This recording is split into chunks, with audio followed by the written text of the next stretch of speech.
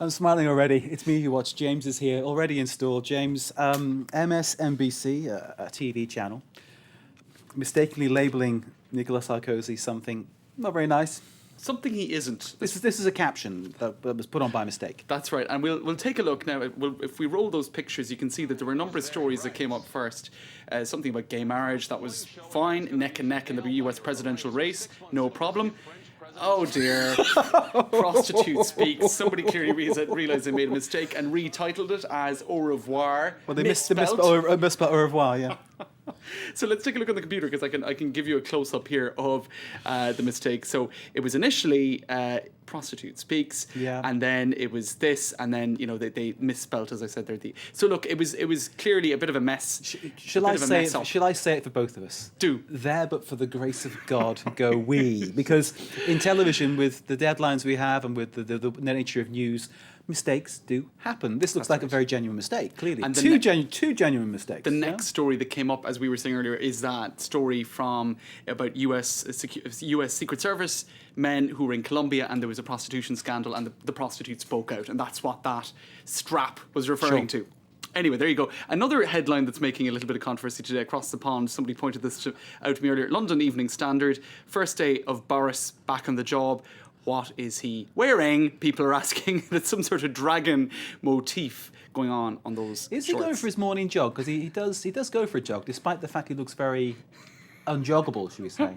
He's maybe not going for a very long jog anyway. There you go. So that's it. So he's wearing a pair of, what look like a pair of kickboxing shorts to me. With this sort of a dragon motif. Yeah, they look like sort of Thai boxing shorts, they look like. There you go. So I know it's because one of my kids does kickboxing, Harry. And he's quite good. It's quite good. And he probably wears something a lot more neutral than that. What's next, sir? All right, well, there's a lot of people talking about the oddities, the curiosities of the election. And there are a few. That's right. Now, for example, the town of Canteleu. Now, here we have a little photo of it. It's a sleepy little borough in the north of France. Canteleu, there it is. okay. Canteleu, there you go. Now, 100% of the people in Canteleu voted for Nicolas Sarkozy. 100%. So they were saying, Neuilly-sur-Seine, where Nicolas Sarkozy was mayor. Paris, yeah, they were thinking, well, maybe surely that would have been the place that voted, came out top for Nicolas Sarkozy. But actually, it was something like 87% voted from there. Mm-hmm. But the thing with Canteleu, the thing I'm not telling you, is only 12 people voted there. So... They probably had a bit of a chat and a bit of a gossip about it beforehand, before deciding which way to vote. Another example of a kind of curiosity surrounding this election that Rue 89 picks up on: the Israelis and the Palestinians. Now, they tend not to agree all the time, and they don't seem to agree about French politics either. 92.8% of French citizens living in Israel, or who have dual citizenship, voted for Sarkozy. 82.6% in Ramallah, over on the Palestinian side, voted for Hollande. So there you go. They don't agree on French politics. So there you go. The split Israeli-Palestinian with the French link, of course. Kind of as you might expect it to go. That's it. Any more? All right. Well, there's always more with this boy. That's what I like about it. There's always more. There's always more. Let's take a look at this YouTube video. Congratulations, Mr. President. Okay. We'll roll the pictures in a second because this is an example of the Gypsy Manouche community in the north of France congratulating François Hollande, bearing in mind that Nicolas Sarkozy's government was accused on occasion of stigmatising the travelling communities and the Roma. Well, they kicked the Roma gypsies out, didn't they? That's raided right. the camps, and threw them out, there were deported speeches, them. Yeah. That's right, speeches that were very negative about them. So they're happy to see François Hollande. Let's take a listen to their I suppose, celebrating in song. L'avenir, Monsieur le Président, c'est aussi avec nous.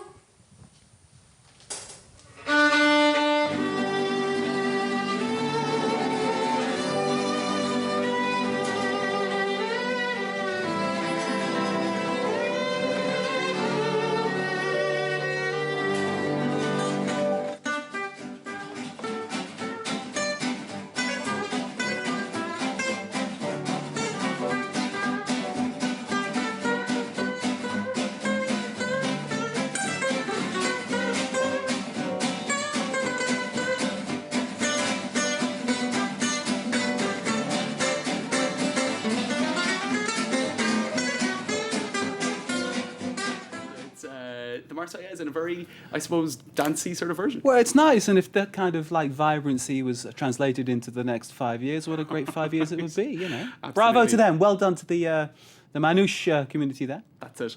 Do we have time to show a couple of front pages? Oh, go ahead, James, seeing as it's you. All right.